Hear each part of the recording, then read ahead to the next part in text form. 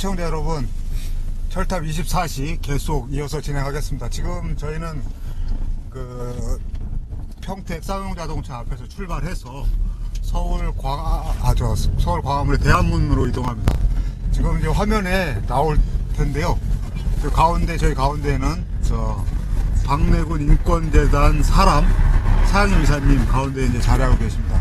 그러니까 저희가 어제 오후 2시부터 시작을 해가지고 고생들 하셨네요.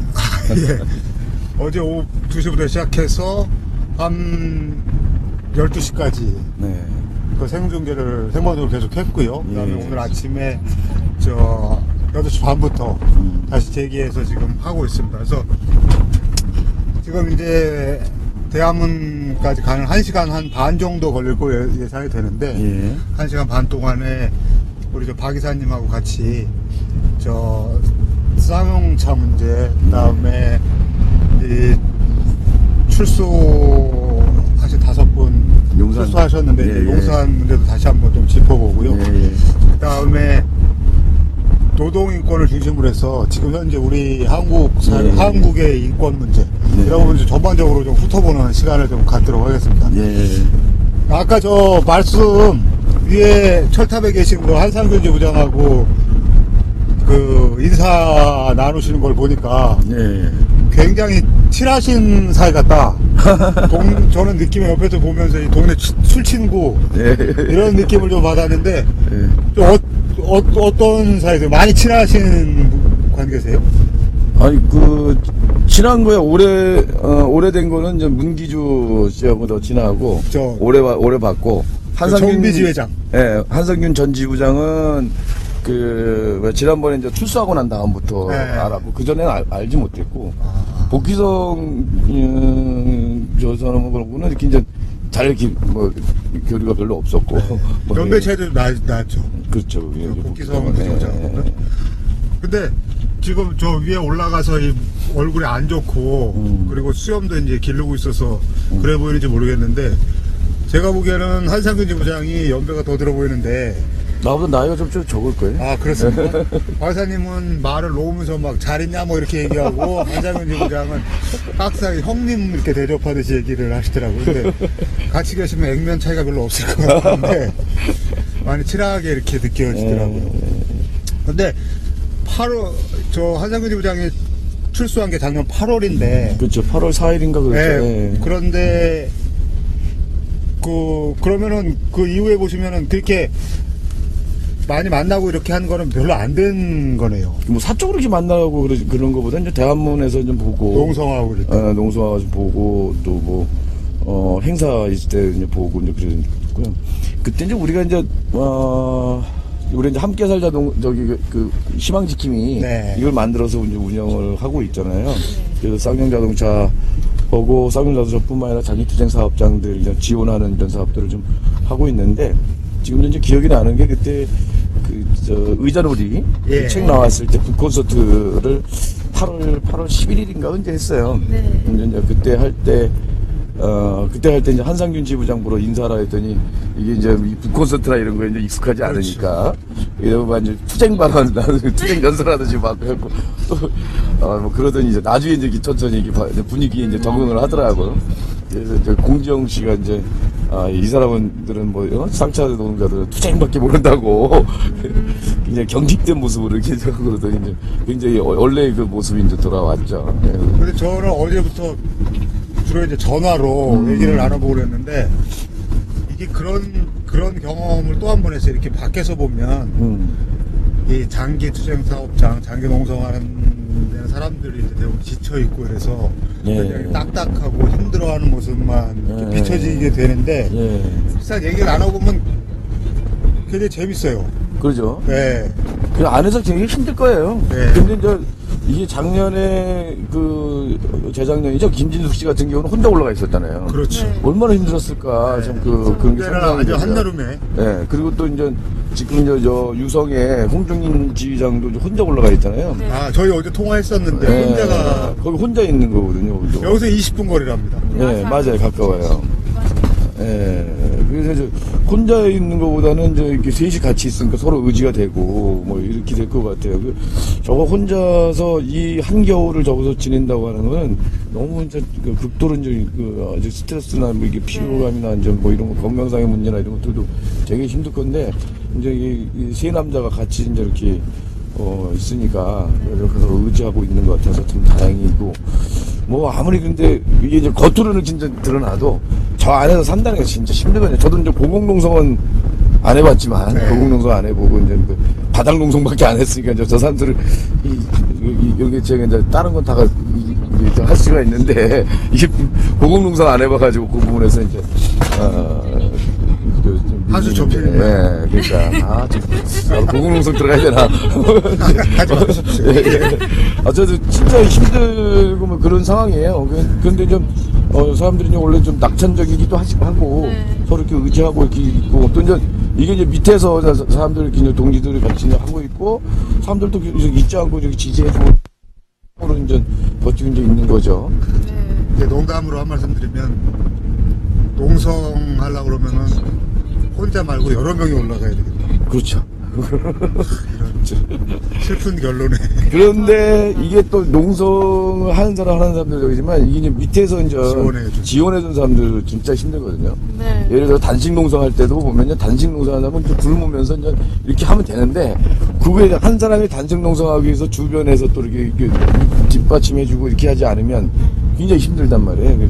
이런 거라서 사실 이제 저쪽에 이제 그 화면에 나오는 건 저 사람들이지만 저 사람들이 이제 농성이 있기까지 그 밑에서 이제 이게 좀 뭐야 이게 보조해주고 뭐 지원해주고 이런 사람들 진짜 고생하는 거죠.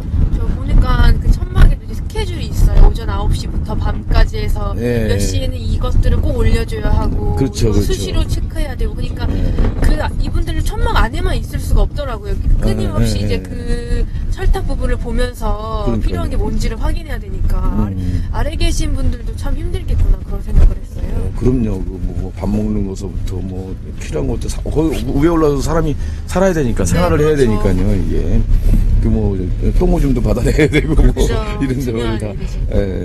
어제 저 울산에 현대자동차 태병승 씨 저희가 통화를 했는데 그 행정 대집행 그게 돼가지고 이제 집행을 하겠다고 그러는데 이제 철탑 자체는 하루에 얼마씩 뭐 이렇게 그렇죠. 벌써 돼 있죠. 되는데 지금 밑에 그 지원하는 분들 그 농성 천막 이런 거는 제거하는 걸로 그게 왜 법원이 완전히 결정을 내렸다.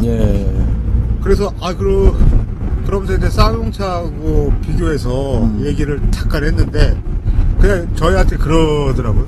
여러분들이 지금 쌍용차에 계시니까 쌍용차에는 내가 이렇게 위에서 내려다보는데 밑에 경찰들이나 회사 측 사람들이 있는 거하고 우리 동료들 같은 노동자들이 있는 거하고 비교가 되겠냐고. 그러니까 이 심리적인 게 말도 없이 차이가 날 수밖에 없는 거 아니겠습니까? 거기 더 힘든 거죠. 그쪽에도. 그러니까 뭐 지원해서 물건 올려주는 것도 제대로 원활하게 되지 않을 테고 마음이 얼마나 갑갑해지겠습니까? 지금 저 양반들 막 손도 흔들고 그러는데. 그렇죠. 불안하겠죠. 저 한상균 지부장 같은 경우에 어제랑 오늘 아침에 이렇게 보니까 출근하고 퇴근하는 그 동료 노동자들한테 아침 인사라고 그러는데 꼭 위에서 춤추는 것 같아요. 그러니까 이제 몸으로 이렇게 푸는 건데. 그리고 저희 댓글에 이제 그런 게 올라왔어요. 한상균 댄스라고. 아니, 그게 이제 몸 동작을 크게 해야지 멀리서 보이니까. 그렇죠. 그래서 이제 그걸 감안해서 이제 하는 거죠. 그다음에 물어보니까 그게 이제 인사도 하고 내 존재도 알리고. 그러니까요. 이게 몸도 이게 안에서는 3명이 있으니까 다 못 피고 자니까 몸을 충분히 그럴 때 이제 풀어주는 거다. 이게 이제 출근할 때 이렇게 보면요. 나도 이제 출근 선전도 같이 몇 번 해보고 그랬는데 참 그 출근 선전을 하는 여기 해고 노동자들의 심정이 어떨까 이런 게 참 이렇게 이제 뭐 여기 하면 원래는 이게 굉장히 쌍용자동차가 뭐 형님 문화라고 하는 이런 거 말이 나올 정도로 형님 아홉 사이에 어떤 이런 아주 끈끈한 어떤 그 인간적인 정이 다른 데보다 더한 그 사업장이었거든요.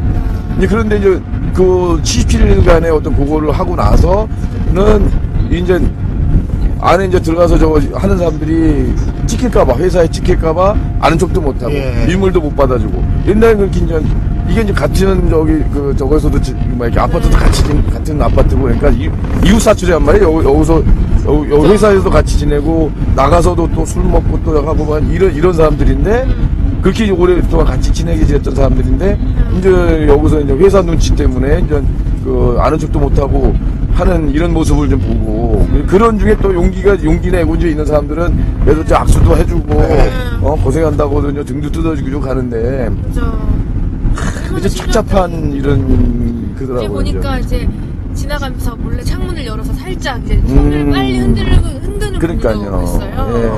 그러니까 원래는 우리 맞아요. 형님문화할 정도로 굉장히 끈끈한 사이였는데 이제 이 해고 사태 이후에는 네. 그런 끈끈한 정을 표현하기 어려운 예. 상황이라서 이 출근 선전전을 하는 마음이 한편으로 불편할 수 있다. 거기서 이제 이게 이제 산자와 죽은 자를 이렇게 구분해가지고, 그렇게 너가 살려면 쟤네들하고 자네들에 다르게 회사에 대한 충성을 보여라 이거 아닙니까? 그래서 그때 이제 이 사람들 해고된 사람들 얘기 이렇게 들어보면 그때 이제 이렇게 구사대로 이렇게 이제 동원됐잖아요. 네. 이제 죽지 않으려고 그렇게 해서 동료가 나를 공격하는 네. 뭐 정말 같이 스파이프들 이제 어쨌든 맞긴 뭐 하고 그러는데 처음에 공격을 못해요. 우리 이쪽에서 저쪽에 서고 들어오는데도 맞고. 정말 그게 울고 막 그런 거예요. 이게 말은 쉽게 노노 갈등이라고 합니다만은. 네. 그게 지금도 막, 이 상처가 3년 때. 크겠네요. 그래서 이제 굉장히 이 회사 측에서, 이 자본 측에서 정말 잔인한 짓을 한 거예요. 이런 것들이 사람들한테 지금 다 이렇게 쌓여있는 거예요. 근데 안에 있는 사람들 그게 편치 않거든요? 네. 안에 있는 사람 편치 않으니까, 지난번에도 그 사람 거기서 안에서 죽었잖아요. 공장에서. 네. 안에 있는 사람들도 그 사람인데, 사람인데 그게 편할 리가 없죠. 그러니까 어제도 잠깐 좌담회할 때 그런 얘기 나눴는데, 네. 이게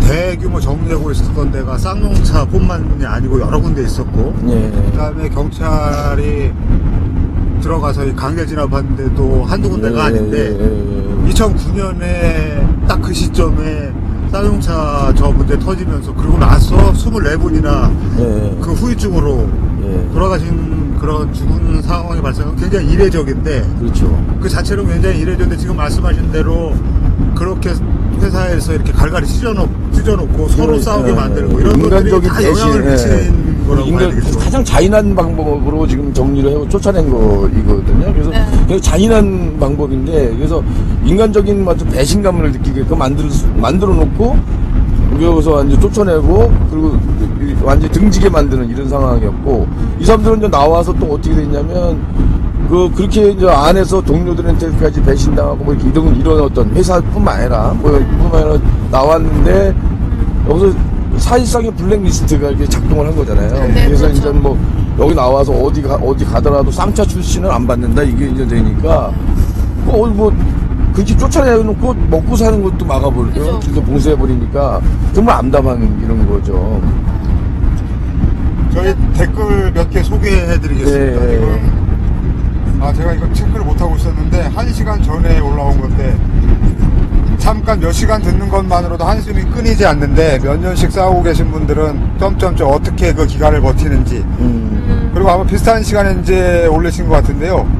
저희 방송 시작할 때 올리신 것 같아요. 시작하는군요. 잘 주무셨나요? 기다리고 있었습니다.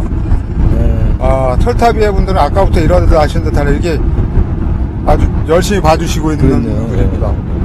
TOYHA7942분 이렇게 올려주셨습니다. 계속 저희 이 방송이 이제 10만인 클럽 후원, 이걸로 여러분의 소중한 후원으로 제작되고 있는데요. 지금 자막 나가고 있는데 이분 참고해서 전화 많은 참여 부탁드리고, 더불어서 이제 지금 쌍용차 농성하고 있는 세 분들한테도 이런저런 공간에서 댓글 이렇게 남겨주시면 저 위에서 지금 저 스마트폰으로 아래 소식 실시간으로 다 보고 있는 상태지 않습니까? 그러니까 그분들한테도 큰 도움이 될 것 같아요. 그래서 저 댓글 하나 이렇게 남겨주시면 저분들한테 큰 힘이 될 거라고 좀 생각을 합니다.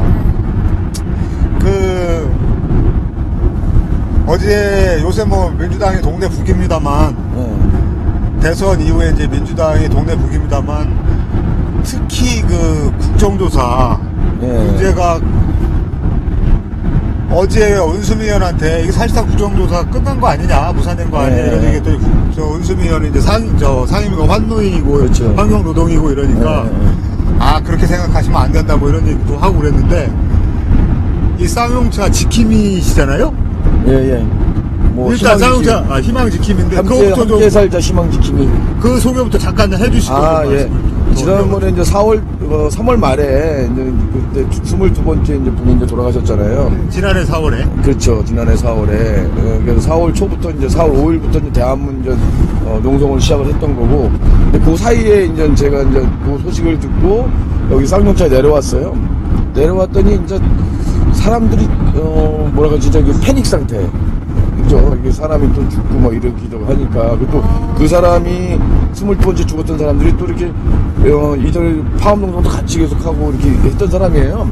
그 파업 끝나고 나서도 이렇게 연락하고 왔다 갔다 하고 그러던 사람이죠. 그 사람이 또 이제 갑자기 또 죽으니까 이게 뭐 갑자기 연락이 끊긴 사람들도 있고 막 그 정말 누군가 또 하나 죽을 것 같은. 정신적으로 많이 불안하셨다. 이런 저거 김정우 집장이 진짜 불안해한 거예요. 옆에 또 죽을까봐, 동료가 죽을까봐. 이런 상태고, 지금 한 놈인데 그 놈은 평소에 굉장히 활달하고 뭐 이런 친구인데, 내가 왔는데도 인사도 안 해. 인사도 안 하고 거기 그 회사 앞에 거기 분향소 차린 데에서 그냥 하염없이 영종만 바라보고 있는 거야. 이걸 바라보고 이게 어떻게 해야 될까 미치로 고민을 했어요. 그래갖고 이게 지금 뭐 범대위는 조직적으로는 그 쌍용차 범대위를 만든다 하고 뭐 그러는데 그걸 뭐 나보고 역할 해달라 그랬는데 지금 그거는 조직적으로 이렇게 할 필요가 있는 거 할 수 있는 내가 붙어서 하는 거고 민주적으로 중심으로 해서 뭐 하겠지 뭐 하는 거고 이게 좀 사회적인 여론이라든지 뭐 이렇게 좀 그 투쟁을 실제로 투쟁을 지원하기 어떤 이런 것들이 좀 뭐가 좀 그런 역할을 좀 해봐야겠다.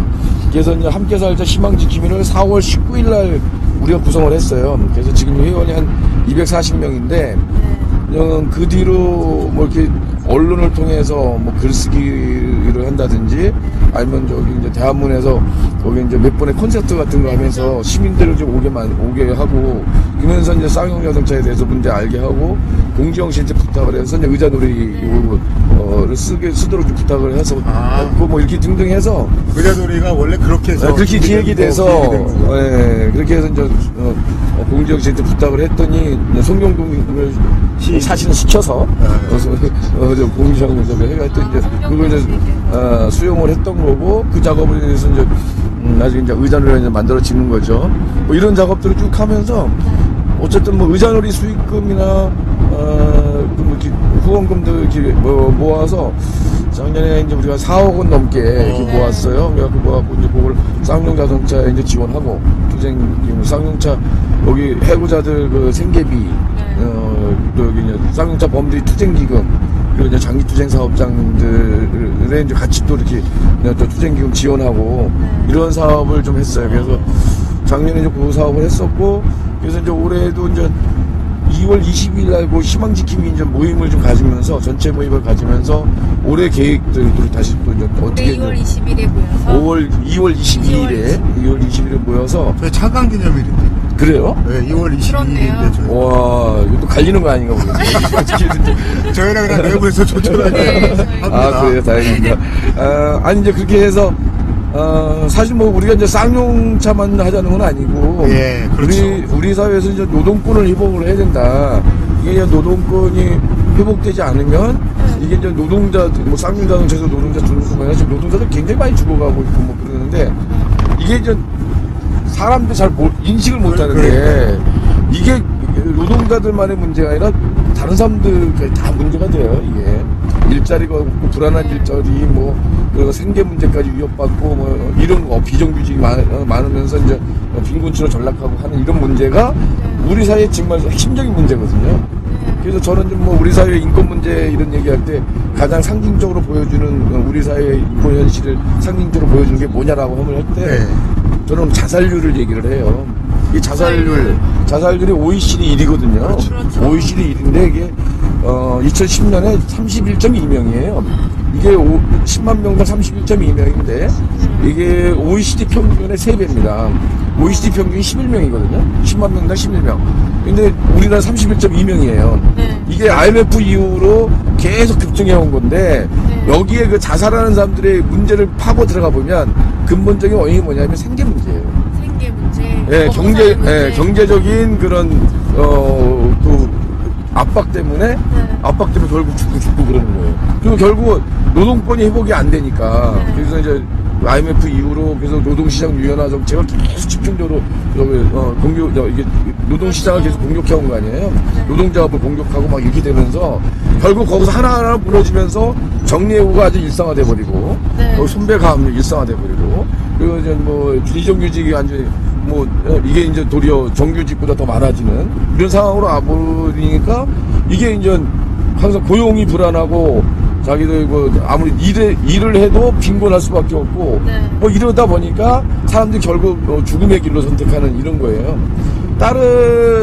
만약에 외국에서 이런 상황이라면 아마 폭동 같은 게 일어났을 텐데 우리는 그렇게 안 하려고 우리나라 사람들이 다 착해서 그런 건지 그런 거 보면서는 이제 영화 생각나요. 네. 박중훈하고 정유미 나온 영화 몰라요. 있죠. 네, 그 제목이 그러니까 박중훈이한테 동네 깡패인데 그 우연히 그 직장 오는 아가씨하고 이 반지하 방에서 네. 서로 마주보고 살게 된 거예요. 그러니까 박중훈이 그 우연히 그 아가씨하고 이제 라면집에서 만나서 얘기를 하게 되는데 우리나라 저 사람들 참 착하다고 그 동네 건달인데 네. 저 외국 같은 데는 프랑스 같은 데는 지금 그 실업 문제 때문에 고용 안 된다고 네. 지금 폭동이라고 난리인데 깡패가 이제 그런 소리를 하는 그 영화가 있거든요. 아, 내 깡패 같은 애. 거기 이제 박중훈이 그런 대사를 합니다. 지금 거기서 참 우리 애들은 우리나라 애들은 참 착하다고. 예. 프랑스는 저 보니까 막 폭동 나고 난리를 났던데 그죠. 난리를 죽이던데 참 착하다 뭐. 아니 뭐 저는 폭동을 선동하는 건 아니고 저도 뭐. 어쨌든 이게 사람들이 이게 이제 자살하고 이런 문제에 대해서 너무 그냥 너무 그럴 수 있는 걸로 너무 쉽게 생각을 해요. 그쵸. 근데 이게 또 이제 이런 노동자들이 정리해고되고 비정규직으로 정하고 있는 이 문제하고 연결돼 있다고 또 생각하는 사람은 또 없어요. 그래서 한편으로는 또 사회복지국가를 또 얘기를 해요.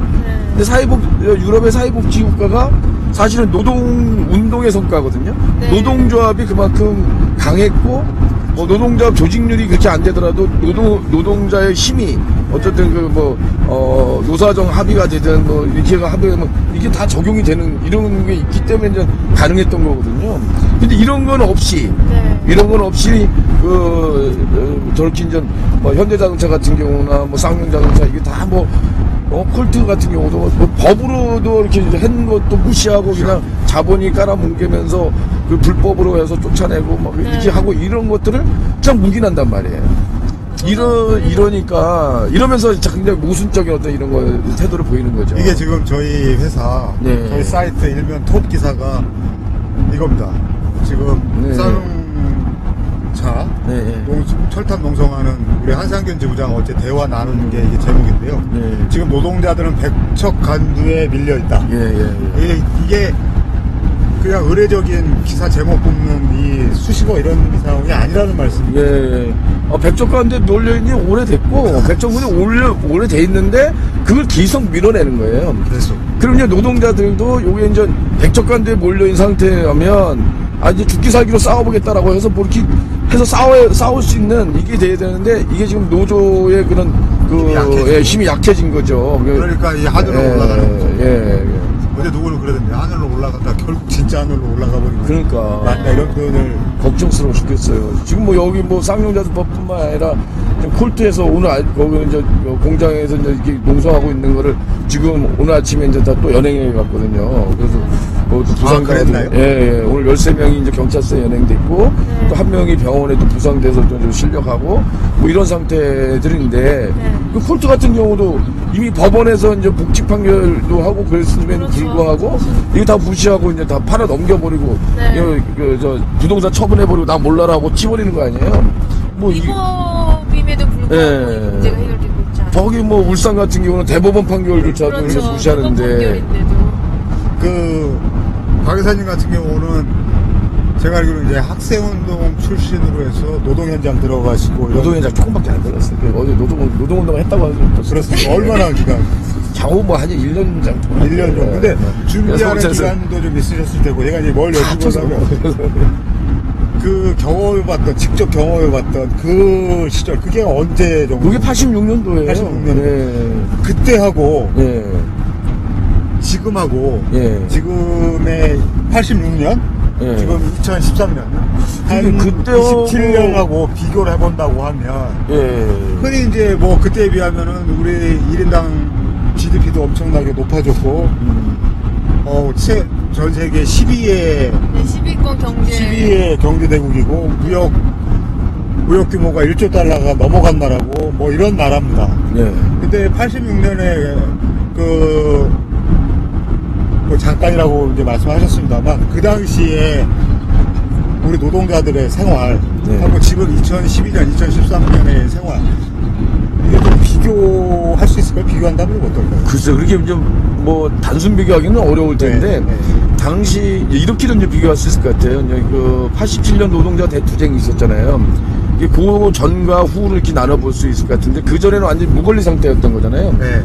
그래서 이제 뭐 사실 이제 그 전에는 뭐 노동자들 해고시키고 이런 거 아무런 그 제한 없이 막 하다가 그 무권리 상태였는데, 87년 노동자 대투쟁을 통해서 이제 권리를 좀 확보하는 거죠. 노동자를 통해서. 그때 3개월 동안 이제 1,300개의 노조를 만들었었던 거고, 이러면서 그 힘으로 전면 민주노총까지 오면서, 이제 노동자들이 이제 시민권이라고 보통 얘기하는데, 시민권들을 좀 획득해 가는 거죠. 뭐 이렇게 이렇게 쭉 올라오다가, 이제 IMF 이후 이제 정리해고 도입되고 비정규직 확산되고 그러면서 완전히 이제 그것들이 이제 예전에 이제 뭐 80년대, 70년대 그 무권리 상태로 다시 또 전락한. 다시 돌아온다. 거의 좀 그런 상태로 가고 있는 거 무권리 아니나. 상태로. 예. 지금 노동자의 권리, 이제 이런 얘기 많이 하는데, 레미제라블 많이들 보셨을 네, 거예요. 그죠. 레미제라블에 보면은 이제 저는 뭐 장발장 얘기야 다들 많이 알고 또 그 감동도 많이 받고 그러는데, 거기 시대적 배경, 그 영화의 시대적 배경이 1830년대 프랑스거든요. 네. 1830년대 프랑스인데, 혁명 와중에 있는. 예. 그래서 그게 이제 1832년 혁명이라고 하는 거고, 이제 레미제라블에 나오는 그거는. 예. 그런 다음에 이제 한동안 이제 뜸하다가 1848년 혁명으로 이제 폭발을 하는 거잖아요. 이제 그런데 저는 이제 그 유심히 이번에 이제 레미제라블을 보면서 그 유심히 봤어요. 그래서 그 어두운 화면, 그 프랑스 파리의 그 어두운 화면, 그게 왜 어둡냐면 산업혁명을 하면서 요 자본주의 초기에 아주 과도한 어떤 그 노동 착취가 이루어지거든요. 그리고 산업혁명기에는 이게 어린아이들도 나가서 10시간 이상을 노동을 해야 겨우 목구멍에 불칠할 수 있는 이런 어떤 그런 과도한 노동 착취가 이루어졌었고, 무제한의 노동 착취가 가능했었던 이런 때죠. 그래서 노동자들이 그걸 단결해서 노동자 만들고 이런 것도 단결금지법이라고 하는 것이 있어가지고 못하게 막던 이런 거였거든요. 이제 우리는 이제 그 87년 노동자 대투쟁까지 사실 노동법이 있어도 그게 아무런 무용지물이었던 건데, 그걸 통해서 한 10몇 년 동안은 계속 좀 노동법도 또 찾고, 거기서 노동법에 규정된 노동자의 권리도 찾아왔던 이런 거였다고 한다면, 지금은 이제 이게 다 깨져나가고, 사실 지금 이제 노동조합 한다고 몇십억, 몇백억씩 손배가 압류받는 이런 거잖아요. 뭐 이런 거니까 옛날에 레미제라블 시대의 단결지금지법 있는 그때하고 뭐가 다르냐 말이죠. 실질적으로. 그러잖아요. 법은 뭐 그렇게 존재하고 있지만 어쨌든 노동권을 제약하는 면에서는 같은 게 아니냐. 예, 그러면서 이제 그렇게 엄청난 그 노동시장을 지들 맘대로 이제 다 통제를 할 수 있는 상황이 돼버리니까, 비정규직에 대해서로 전부 다 가고, 정규 잘 안 뽑잖아요, 재벌일수록에. 그렇죠. 뭐, 이런 거고, 그러면서 이제 과도한 저거를 내고 있는 거죠, 쟤네들은. 재벌들이라든지, 이 기업하는 사람들은. 여기 뭐, 대기업들이죠. 중소기업들은 또 그것도 아니잖아요. 그래서 아주 소수의 그런 대기업들만 그런 아주 초과 이윤을 내는 이런 상태에 있는 거고, 그게 지금 보장되고 있는 이런 시스템이란 말이죠. 지금 무권리 상태로 돌아가 버리고 있다. 노예 상태죠, 그러니까 뭐. 무권리. 그런데 이제 아까 그런 인상 깊은 말씀이 이제 복지국가가 지금 저희 시대의 화두가 됐는데 예. 근데 노동권의 회복 없이는 복지국가 사실상 순서가 안 맞는다고 지적을 하셨잖아요. 노동권이 이거는 하죠. 회복돼야지만 네. 진정한 복지국가가 없는데 근데 이제 쌍용차 문제도 결국 쌍용차 사태도 노동권이 굉장히 추락한 문제 중 하나인데 보통 이제 뭐 많은 시민들이 이 문제에 공감을 하고 있긴 하지만 예. 이제 다른 일각에서는 저 쌍용차 사태 해고 노동자들과 나는 달라. 저 사람들은 저 사람이고 나는 나야. 예. 이렇게 생각하시는 분들도 있어요. 그러니까요. 그게 그래서 이에 대해서는 답답하죠. 좀 어떻게 생각하세요? 자, 이제 보세요. 우리가 정리해고 막 할 때, 처음에 정리해고가 이제 불가피하다. 막, 네. 그 IMF 그걸 받아들여가지고, 정리해고 해법을 해야 된다. 뭐 이런 것들이 막 여론 저기 했잖아요. 그러니까, 그래서 하나, 둘 저기 할 때, 나는 정리해고 안 되니까 그걸 놔뒀어요. 그러니까 이게 나중에 상시적인 정리해고가 가능했었어요.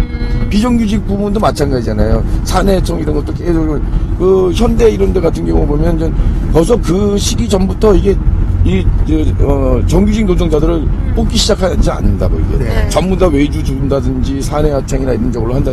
이렇게 돼버리면서, 그 안에서, 정규직과 비정규직 간의 그 위계화를, 네. 노동의 위계화를 갖다가 벌써 시도하잖아요.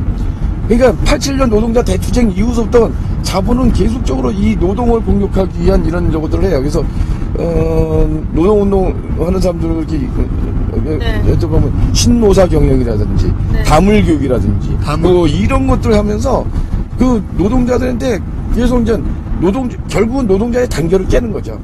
단결하지 말고 너 혼자 잘 살아라. 이런 식으로 하는 거예요. 경쟁에서 가면, 뭐 잘하면 거기에 인센티브 주고, 인사고가 더 올려주고. 여기에 이제 취해가지고 사람들이 단결보다는, 노동조합보다는 내 먹고 사는 이거에 저거 된 거죠. 그래서, 내가 잘 살면 일부 그 대기업의 저거 노동자들은 이미 중산층이 되버렸어요. 노동자 계급의식은 하나도 없는 거예요. 그죠. 이게 노동자가 아니야, 지금 이거 보니까. 계급의식이 없는 게, 존재만 노동한다는 이런 거지, 전혀 그런 게 아닌 이런 상태를 만들어버린 거죠. 아까 레미제라블 하니까 제가 언뜻 스쳐간 얘기가 생각이 있는데요. 이 박래훈 이사님이 이제 연대 국문과 예, 예. 학번으로 하면 이제 81학번. 예, 예. 저는 처음에 박 이사님이 연대 출신이라는 얘기를 듣고 예. 그냥 순간 이렇게 좀 갸웃했습니다. 보통 이제 연세대 나온 사람들에 가는 선입견이라고 그럴까? 그 오연호 기자도 연대 국문과인데 네. 원래 새까만 촌놈 같았어요. 뭐 별 다르지 않은 이미지인데 좀 요즘 많이 좀 세련되지. 예, 많이 세련되겠죠.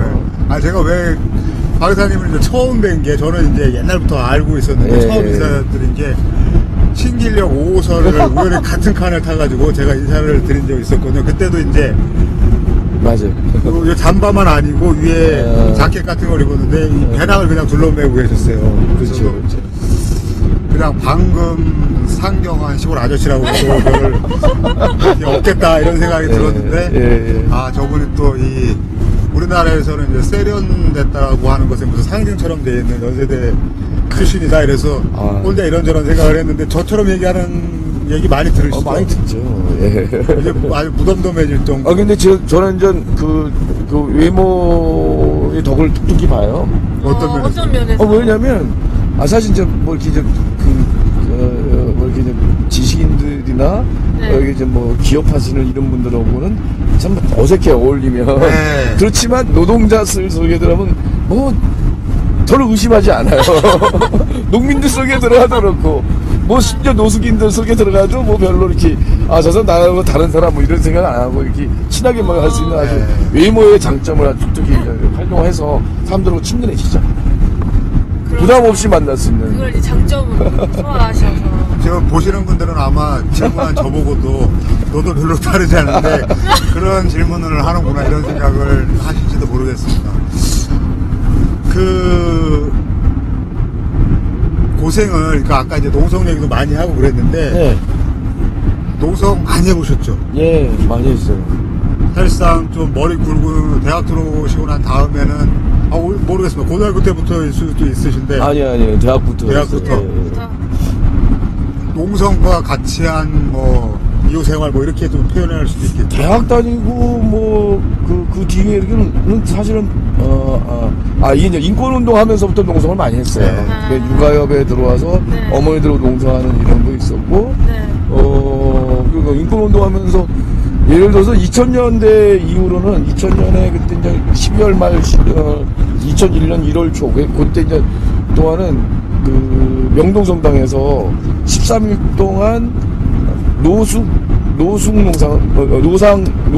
했어요. 13일을요? 그러니까 2000년 12월 28일부터 12월에? 네, 2000년 12월 28일부터 2001년 1월 한겨울에? 9일까지 천막 같은 거는 없이 왜, 없이 왜요? 거기 계단 국가인권이 이거 설립. 그때 인권이 국가인권 완전히 물로 건너가던 3년 동안 투쟁하던 게 네. 이제 국회에서 이제 논의가 이제 중단돼 버리고 물 건너갈 수 있는 상황이었어요. 국가 인권이 설립을 할 때. 말씀하시는 거죠? 아니 그러면은 밑에 무슨 저 스티로폴이나 이런 네. 거 정도 스티로폴 깔고 그리고 침낭 덮고 뭐 이불 덮고 그리고 이제 비닐 덮고 명동성당 계단 천막은 없고 네, 천막 없이 12월에요. 예. 그때도 그 추웠다. 엄청 그때 30년 만에 강추인이 뭐 이런 아이고. 폭설이니 뭐 이럴 때였어요. 뭐 이런 것부터 제가 시작을 해서 2000년대 내내 네. 저 겨울만 되면 농성하는 거 여기 딱 있었어요. 그래서 아니 농성 복장이 있었어요 그냥. 왜꼭 겨울에 이렇게? 아니 이제 이게 주로 이제 국회가 네. 이제 그렇게 되니까 예산 문제니 하는데 마지막에 또 이렇게 쟁점이 되는 법안 처리하는 거 이런 부분들은 밀어놨다가 다 밀어놨다가 이제 네. 정기국회에서 끝나고 다시 이제 12월 말 임시국회에서 하고 갑자기, 그러잖아요. 네, 그죠. 그래서 예를 들어 2004년대 국가보안 법투쟁 그렇죠. 이것도 마지막까지 되냐 안 되냐 뭐 하고 네. 그러면서 12월 아주- 30일에 최종적으로 안 되는 걸로 됐잖아요. 네. 그러니까 그때까지 그냥 계속 가야 되는 거잖아요 이게. 아주 그래서 기억에 꼭 남을 겨울마다. 정도로 예, 그래서 추웠던 뭐 때인데. 국회 앞에서 진짜 많이 해봤고요. 네.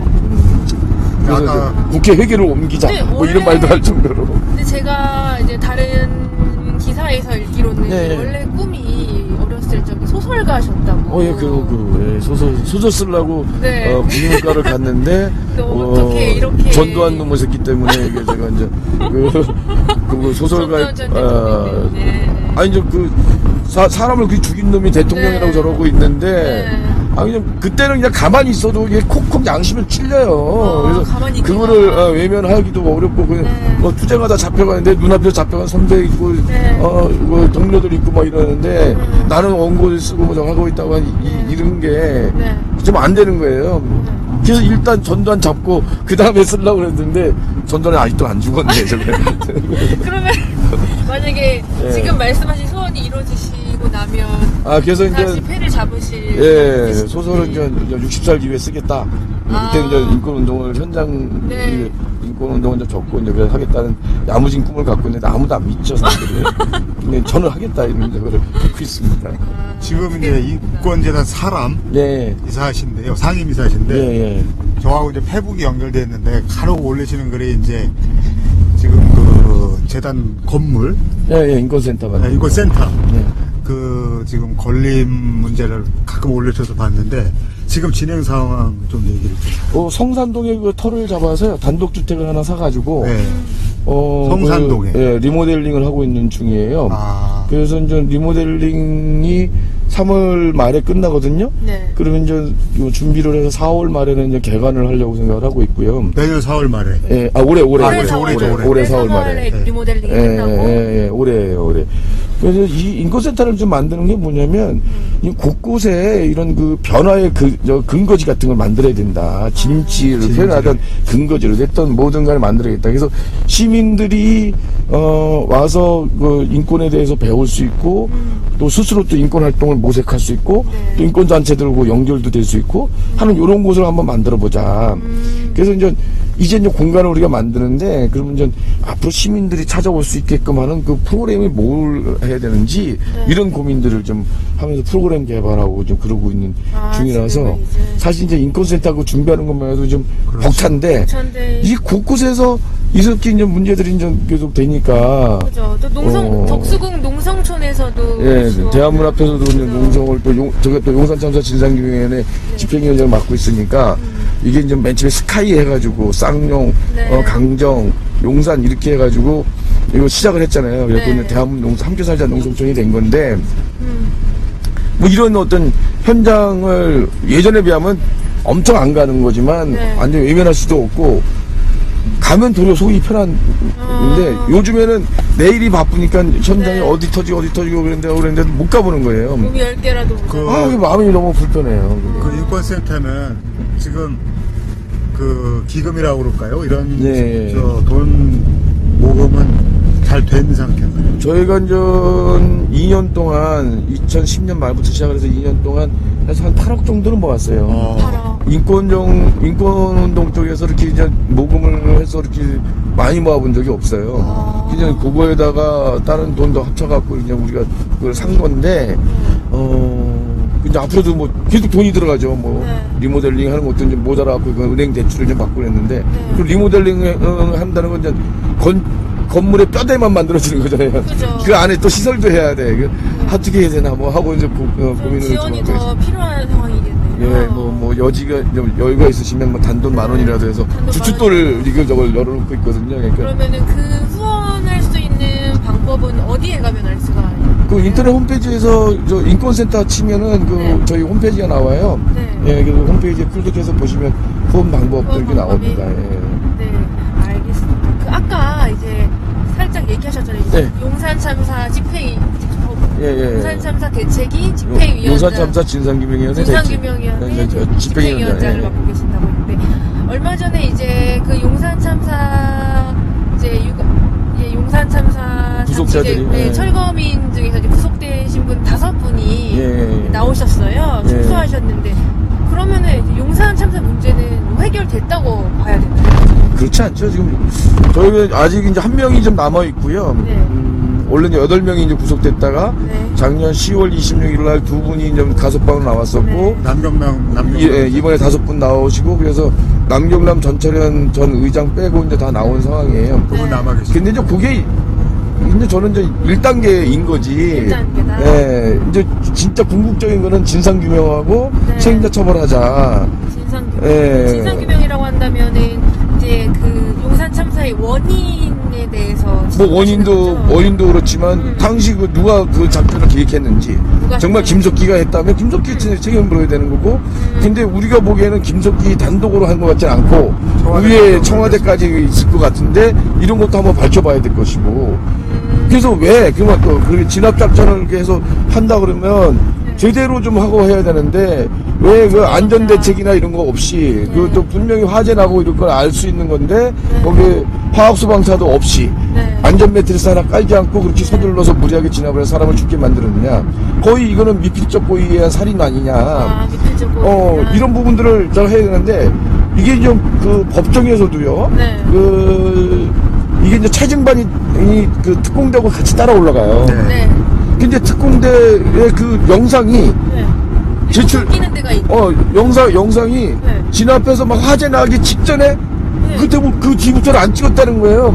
그걸 다 찍었는데 네. 아니 이거 뭐 그거 안 찍었다는데 그걸 어떻게 하냐 이런 식으로 오리발을 내면 그렇죠. 그게 말이 안 되는 거죠. 그 영상 부분이 중요한 그러니까 화재 그럼요. 부분이 중요한 이유가 이제 경찰 조사에서는 이 용산 참사의 원인이었던 화재가 화염병이 철거민들의 화염병 때문이라고 했는데 네. 이제 이 다른 인터넷 방송에서 밖에서 촬영한 결과 불이 사실 밖에서 시작된 영상이 있어요. 이제 그것 때문에 그 체증 영상을 네. 요구하셨는데 그 불이 나기 시작하는 이제 지점은 체증 영상이 없다. 그 부분은 안 찍혔다. 그러니까 이 안에 이제 그 사람들이 만약 체증을 계속 했었다고 한다면 네. 이 부분이 분명히 찍혔을 거라고 생각이 그죠. 들고요. 그리고 이제 이게 화염병을 해갖고 이제 다 적었는데 화염병이란 증거가 아무것도 없어요. 화염병이 왜냐하면 이게 무슨 막루가 무슨 뭐 엄청 넓은 이런 것도 아닌 거고 거기 복잡한 저기도 아니고 한 공간인데 거기에 진압보러 들어간 특공대원들조차도 화염병을 못 봤다 그런다고. 네, 화염병 막 던지는 못 대부분이. 봤다고 그러고 이게 나와요. 이게 그런데도 불구하고 검사는 그렇게 기소해버리고 판사는 정황상 화염병에 의한 것밖에 없다 이렇게 되는 거예요. 근데 전문가들은 화염병이 아니라 그 상태면 유증기가 꽉 찬 상태이기 때문에 다른 원인에 의해서 심지어 그죠. 정전기에 의해서도 화재가 발생할 수 있는 거다 라고 하는데도 이런 부분을 다 무시해버린 거예요. 그래서 이게 우리가 정치적 재판이라고 하는 거죠. 네, 그래서- 선판단을 해놓고 모든 걸 다 몰아가는 이런 식의 뭐 이런 것도 이런 거고 또 나중에 참사가 발생하고 났는데 왜 이렇게 강제 부검을 서둘러서 했느냐. 뭐 이런 부분들도 그렇고 밝혀야 될 게 한두 가지가 아니에요. 그 당시에. 근데 이제 우리가 이런 거를 계속적으로 진상규명 책임자 처벌을 요구하는 거는 네. 쌍용자 조사에서 마찬가지거든요. 이게 이런 부분들에 대해서 명확하게 밝히고 책임자 처벌하려는 이런 노력들이 계속 돼야지 네. 국가가 함부로 폭력을 시도해서 사람 죽게 만드는 짓을 안 한다는 거예요. 그걸 어쨌든 막는단 말이죠. 그거에 대한 안전장치를 우리가 만들기 위해서라도 네. 이번 기회에 용산과 쌍차 이런 부분들에 대해서 네. 분명히 국가폭력의 문제점을 짚어야 된다. 제대로 이렇게 해야 되는 거죠. 처벌받고 이런 사례들이 쌓여야 그럼요. 겁내서 그런지도 못하게 될 테고 이런 말씀이시죠. 제가 알기로 이제 박근혜 대통령 당선인께서 이제 용산 참사 문제와 관련해서 예. 진상 규명을 뭐 하겠다 이런 입장을 밝히신 걸로 알고 있어요. 예, 선거 때 우리가 이제 그 선거 캠프에다가 질의를 했어요. 그때 네. 11월 16일인가. 지난해. 온 답변에 보면은 진상규명 요구가 있다는 걸 잘 알고 있대요. 잘 알고 잘 알고 있어서 있다. 너무 좋죠. 네. 그래서 진상규명 요구가 있으니까 네. 그거 진상규명 할 수 있는 방법에 대해서 검토를 네. 하겠다. 네. 그리고 진상규명을 한 다음에 책임질 일이 있는 사람들한테 책임을 묻겠다. 네. 이렇게 답변을 해왔어요. 네. 근데 이게 검토한다는 게 좀 애매한 거죠. 검토한다. 예. 혹시 인수위가 구성됐는데 박근혜 당선인의 네. 대통령직 인수위원회가 구성됐는데 그 이후에 혹시 이 용산 참사 진상 규명이 쪽에 연락이 온 게 있나요? 저희가 이제 연락이 당연히 안 오죠. 연락이 안 오니까 네. 그 인수위 앞에 가갖고 기자회견 했어요. 유가족들이 상복 입고 진짜 4년 만에 다시 영정 들고 상복 입고 네. 가서 요구를 그죠. 했죠. 네. 그래서 이제 2번을 우리가 그렇게 하고 만났어요. 네. 그래서 그 인수위 쪽 그 사람이 나와서 이제 우리를 만났는데 네. 박근혜 당선자 만나자. 네. 그래서 답을 달라고 해서 답이 아직도 안 온 상태입니다. 그래서 일단은 이제 우리가 이제 그걸 요구하다가 네. 이게 사면되는 바람에 네. 이분들 만나라고 이제 우리가 좀 다시 그걸 중단했는데 네. 다시 설 지나고 나서는 저희가 다시 인수위 앞에 이제 가서 유가족들 같이 가서 분명히 이제 요구를 할 겁니다. 네, 그 용산 참사 이제 4주기 추모 행사 하실 때 첫 번째가 이제 기자회견이었어요. 예, 그렇죠. 그때 이제 그 사고가 났었던 남일당터에 사셨는데 예. 그때 제가 가서 깜짝 놀란 건 남일당터에 건물이 안 지어지고 있다는 거예요. 그쵸. 그때 굉장히 이제 철거를 서두르는 과정에서 용산 참사가 발생했는데 그곳은 지금 이제 주차장으로 네. 쓰이고 있고 건물은 하나도 안 지어져 있어요. 그래서 그때 이럴 거면 왜 이렇게 지답을 그러니까 철거를 서둘렀냐 이렇게 말씀하셨죠. 그쵸. 근데 이렇게 철거를 서두르는 지역이 용산뿐만이 아니라고 그때 말씀하셨잖아요. 이게 전체적으로 얼마나 되는지 모르는데 굉장히 많아요. 그러니까 네. 서울 지역에 2009년도 정도 되면은 뉴타운 지역만 26개 지역, 그리고 이제 각종 명목으로 이렇게 이제 이렇게 재개발 들어갔던 데가 뭐 몇백 군데가 되거든요. 네. 600군데가 이렇게 돼요. 그래서 뭐 많네. 이 법들도 엄청 복잡하고 뭐 해서 저러면 도심환경 재정비구역, 지역 단위 재건축 지역, 그죠. 재건축, 이런 걸로 재개발이 엄청나게 일어났는데, 규모가 큰 데일수록에 거의 다 중단돼 있다. 그거 네. 보면 돼요. 그래서 곳곳에 철거는 다 해놓고, 이제 재개발이 진행되지 않으니까, 네. 이게 이제 오래 가면서 조합도 해체되고, 네. 또 이게 또 비리가 엄청나게 많아갖고 그죠. 서로 간에 이제 이 비리를 저지른 일이 오기는 이제 해체돼 버렸는데 네. 다시 조합이 재구성되지 않고 있거나 그죠. 또 이제 시공사가 나서빠져 있거나 부도나서 뭐 이런 데들이 곳곳에 있는 거예요. 그러니까 부동산 경기가 이제 가라앉아 버리면서 네. 이게 이제 수익이 날 기미가 안 보이니까 이 사람들이 이제 사업을 포기하고 있다는 이렇게 되는 거죠. 그래서 이제 철거민들은 그죠. 다 밀어버렸고 쫓겨났고. 네. 근데 몇 년 동안 그대로. 답답하죠. 생계 어떻게 하라고 그러고 버티고 있는데. 철거를 이렇게 그리고 급하게 강행하는 과정에서 또 제2의 용산 참사가 발생하고 그럼 이렇게 용산 참사를 제2의 용산 참사를 막을 수 있는 방법으로 이제 강제 퇴거 금지법이란 것을 제정하자 이런 움직임이 일고 있어요. 맞아요. 그것과 관련해서 설명을 해주시면 어떻게 사실 강제 퇴거 금지법 하나 갖고는 안 될 텐데요. 네. 강제 퇴거 금지법은 이제 기본이다라고 생각을 해요. 뭐냐면 이제 우리나라가 이제 유엔에서 계속적으로 지적받는 게 이게 개발도상국에나 있는 이런 재개발 방식, 무식한 재개발 방식을 취하고 있다 이런 거거든요. 그래서 개발도상국도 이러면 안 되는 거지만 우리나라는 계속적으로 이게 속도전식의 재개발을 해왔어요. 네. 그래서 아무튼 뭐 그 이 부동산 투기꾼들이 몰려가지고 뭐 이게 수익이 날 만한 데는 다 그냥 전면 철거, 전면 재개발. 네. 그래서 뭐 5년에서 10년 안에 뚝딱 재개발이 끝나는 이런 식으로 이제 해왔던 거거든요. 네. 근데 이게 한 도시를 놓고 이게 종합적으로 어떻게 발전시킬 건가를 좀 차근차근 계획을 세워서 이게 가져야 되거든요. 그 선대책을 만들어 놓고 그 세입자들이 이제 뭐 주거 세입자든 상가 세입자든 거기 이제 생계 대책도 만들어 놓고 네. 그러고 나서 이렇게 이제 철거를 하고 이제 그래야 되는데 이런 과정들 없이 일단 쫓아내버리고 돈도 안 주고 돈에서 쫓아내버리고 니네 나가서 살든 말든 뭐 네. 이렇게 된 거잖아요. 그렇죠. 네, 이렇게 해놓고 하는 거니까 최후의 수단으로 강제퇴거를 고려하라고 하는 게 이제 유엔의 기준이에요. 인권에서 유엔에서 계속 네, 권고하는 그 사항인데 이거라도 좀 해보자. 그럼 여기에 제일 문제는 뭐냐면 세입자들은 재개발이 진행되는 동안에 아무런 정보를 이게 취득을 못해요. 네. 그러다가 정말 그 지역에 뭐 현수막 걸리면 네. 경축 무슨 뭐 네. 우리 재개발 무슨 구역으로 그때 진짜 고시됐다 고시확정했다. 그럼 아이고 이게 소문을 떠들어서 이렇게 됐구나. 아이고, 네. 그건 좀 뭐 재개발되면 우리도 무슨 보장 좀 받지 않을까 이렇게 하다 보면 저기 하는 게 거의 없거든요. 거의 그냥 빈털터를 쫓아내는 상황 되니까 그때 우선 이제 뭐 허겁지겁 하는데 벌써 그때 이제 용역 깡패들이 들어와가지고 이제 그 폭력을 사용하는 이런 상황이 돼버리거든요. 이런 걸 막아보자. 그거를 재개발이 그렇게 원활하게 안 된다는 거를 한 3, 4년들 지나서 알게 되는 거죠. 네. 그렇죠. 그래가지고 자기네 돈 한 1억 5천, 2억씩 내야 들어갈까 말까 한 거를 뒤늦게 알고 예, 이제 토지 소유주들도 저도 이런 그렇죠. 이제 소규모 이게 토지 소유자들 같은 경우도 이제 자기 돈 더 웃돈을 내야지 이제 들어갈 수 있는 상황인 거고. 그것도 하려고 그러면 또 빚내야 예. 되고 그리고 대부분 재개발 재건축하면 못 살고 떠나야 되고 예. 그 서울에 있는 사람들 경기도로 빠져야 되고 계속 변두리로. 변두리로 밀리는 거예요. 예. 그래서 이제 정치권에서는 그런 얘기가 2007년에 좀 많았었습니다. 예. 서울에서 네. 저는 이제 야당이 야당 당선되기 어렵다. 맞아요. 그래서 경기도 같은데 이제 남양주 뭐 이런데 구리만 해도 서울에 가깝고 남양주 저 화성 이런 쪽으로 서울 사람들이 빠져나가니까 네. 그쪽이 오히려 밭이 좋다. 네, 그런 말도 있었죠. 그래서 뭐 지금 아주 구체적으로는 성동이랑 남양주가 같은 라인이라 네. 성동에 있는 사람들이 남양주 쪽으로 많이 네, 빠지면서 빠지니까. 그쪽이 밭이 야. 좋아진다. 예. 그래서 남양주 그러니까 재개발을 하게 되면 거기 그 사는 사람들의 성분이랄까 뭐 이런 그렇죠. 게 확 바뀌어버리는 거예요. 재정착이에 불과한 거네요. 정치적 성향이 확 바뀌어버려요.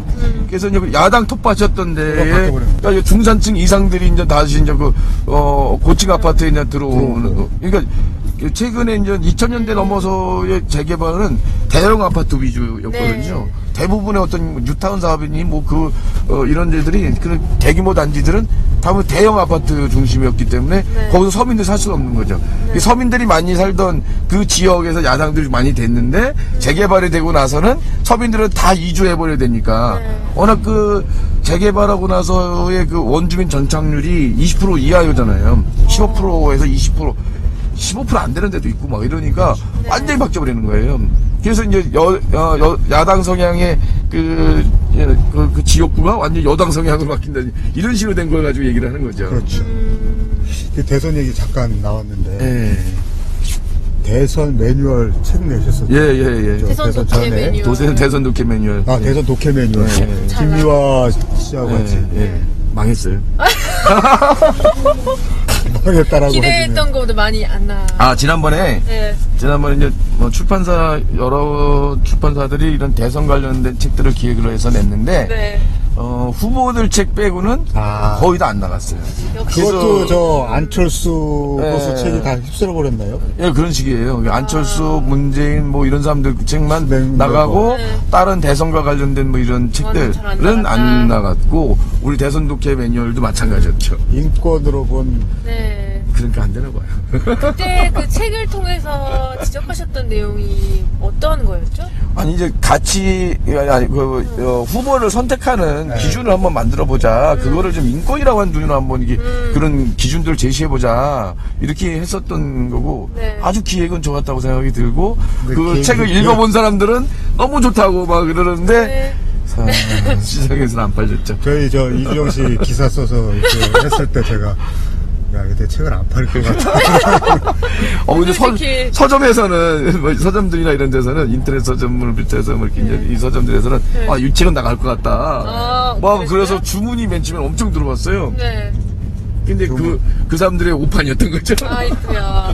저도 근데 읽었는데 망했어요. 굉장히 참고할 예. 자료 정보들이 많고 그래서 그러니까요. 알차다. 진짜 근데- 읽었나요? 네, 정말 읽었어요. 왜냐면 저는 그때 이 기사를 써야만 했기 때문에, 이 책을 소개하는 기사를 써야만 했기 때문에, 이제 그때 기자 간담회를 하셨죠? 네. 출판 간담회 끝나고 나서, 맞아요. 잠깐 카페에 들려서 서문 먼저 급하게 읽고, 네.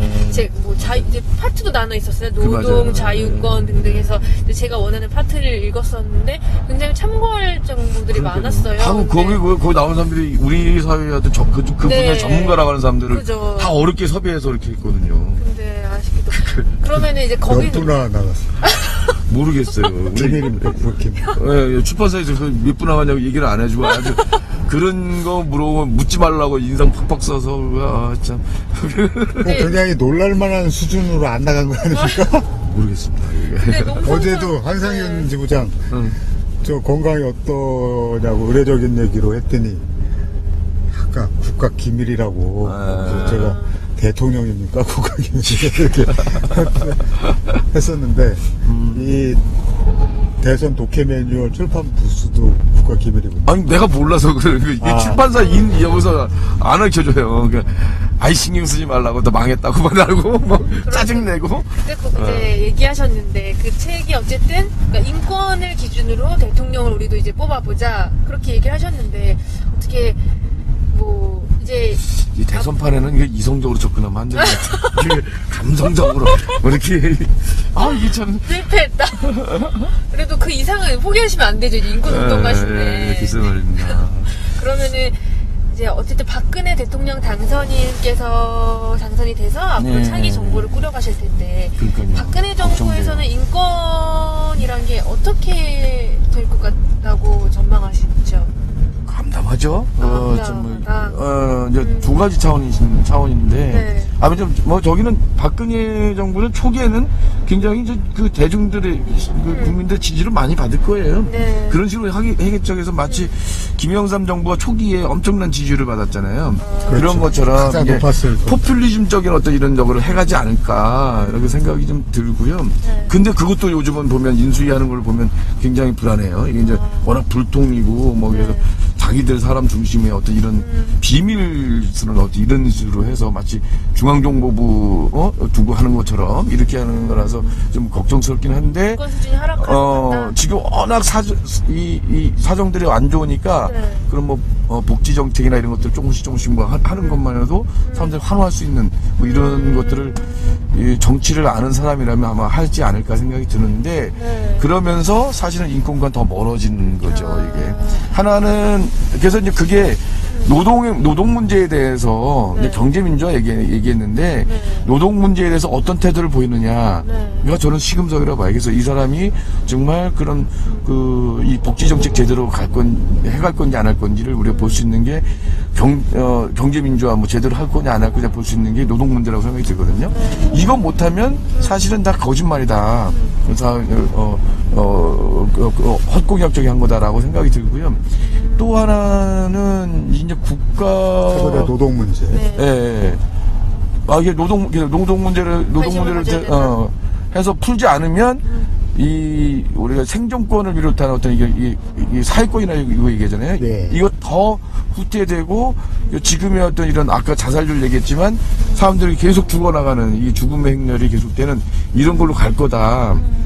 그래서 이제 걱정스럽고요. 네. 근데 이게 다시 또 이제 뭐 재벌 중심의 뭐 또 있는 사람들 중심의 이런 정체로 가버리면 이게 또 그렇게 가는 거잖아요. 네. 그러면 이제 우리 사회에서 이제 사회권에 대한 어떤 이런 것들은 사실 좀 암담하죠.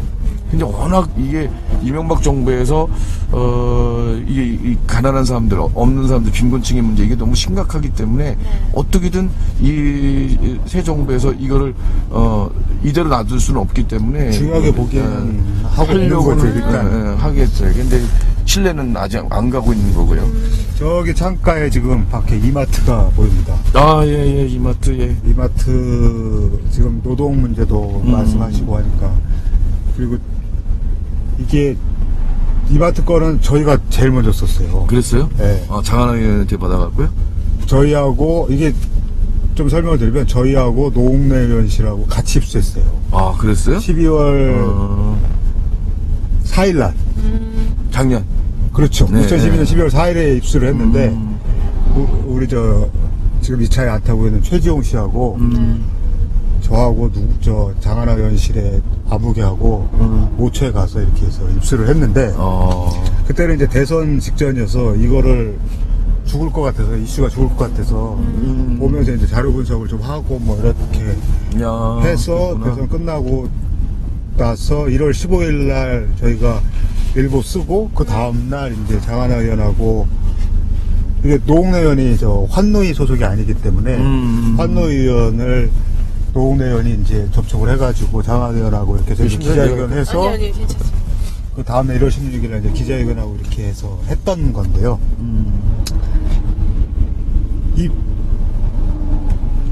이 대구 자동차나 중공업이나 이런 육체노동자 공장들, 이런 대규모 사업장들에서는 노조 활동도 상대적으로 활발하고, 그리고 거기서의 인권유린이라든가 노조 탄압 이런 것들은 상대적으로 많이 알려진 데에 비해서 유통업체는 많이 안 알려진 것 같아요. 아유, 그렇죠.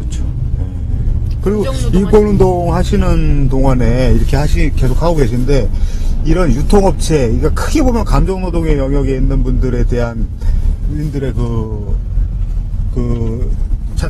사업장, 작업장 내에서의 이런 인권유리나 이런 문제들도 상담이나 제보가 이렇게 많이 오나요? 예전에 이제 이런 이랜드 투쟁, 그렇죠, 그때 이제 이랜드. 한참 해봤었잖아요. 그러면서 이제 그 뒤에 이제 그것도 의자네. 뭐 일하시는 분들 의자라도 좀 줘라. 뭐 이런 그렇죠. 것도 시작을 하고 그랬었는데, 상담 들어오는 것보다는 조직적으로 뭐 일이 되니까 같이 어떻게 해보자라고 이렇게 하는 이런 식이고, 사실 요즘은 저가 이제 거기서 그런 데서 산발 빠져야 돼요. 재단 일을 중심으로 가니까.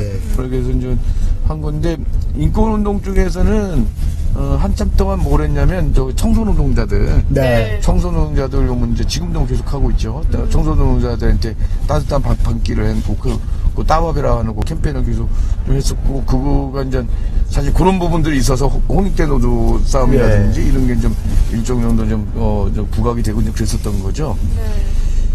거기 문제나 뭐냐 다 마찬가지죠. 근데 이게 유통업체뿐만 아니라 뭐 요즘에는 이쪽에 이제 육체 노동자들 이쪽도 다 마찬가지예요. 기존의 노조들이 쪽을 못 쓰니까. 작년에 이제 왜 SJM뿐만 아니라 이제 만도기계나 이런 데들이 단지 민주노총 속에서는 전 금속노조 쪽에 완전 민주노조가 강한 이런 데들이거든요. 유성도 마찬가지예요. 그러니까 이게 다 놓고 보면은 이렇게 민주노총 중에 제대로 굴러가는 강성노조들을 차근차근 장식하려는 과정이에요, 보면은. 그래서 전체 놓고 보면 그래요. 저쪽에 이제 발레오 공주라든지 뭐 이런 데도 그렇고, 유성기업도 그렇고, 뭐, 다들 공격당한 데들이 다들 민주노조를 제대로 하고 있고, 민주노총 사업장이고, 막 이런 데들을 작살내고 있거든요. 그러니까, 이게 이제 현장에서 사실 노조가 있대, 노조가 이제 거의 이제 역할을 못하는. 그래서 이제 그 조합원들의 어떤 경제적 이익만 겨우 어떻게 좀 임금 인상 추진을 겨우 하는 뭐 이런 식의 수준으로 낮춰져 버렸죠.